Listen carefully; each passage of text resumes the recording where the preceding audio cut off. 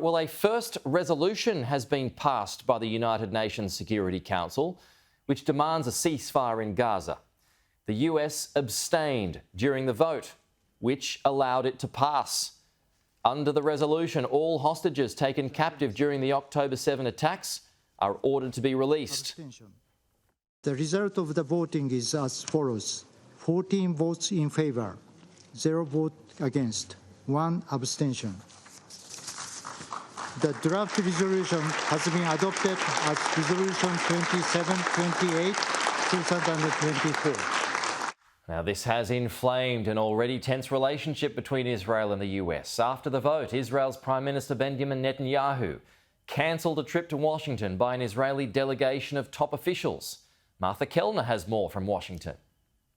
This is the first time that the United Nations Security Council has demanded a ceasefire in Gaza, and much of that is down to the change of tact from the US. The US had previously vetoed any resolutions on a ceasefire in Gaza. Well, this time they chose to abstain from the vote, in effect allowing that resolution to pass, and it's gone down very badly, as you might expect, in Israel. Prime Minister Benjamin Netanyahu almost immediately reacting, saying he will cancel a planned delegation which was due to arrive in Washington, D.C. In the early part of this week. That set of meetings was requested by President Biden. He wanted to discuss alternatives to a planned ground operation by Israel in the town of Rafah in Gaza. I'm sure people will know Rafah is the incredibly highly concentrated area of a civilian population trying to escape the onslaught elsewhere. President Biden wanted to discuss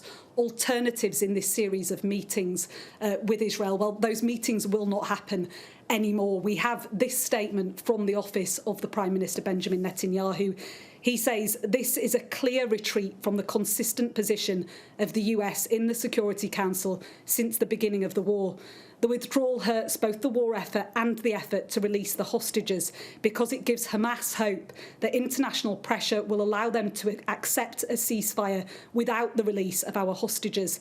Prime Minister Netanyahu made it clear last night that if the US withdraws from its principled position, he will not send the Israeli delegation to the US.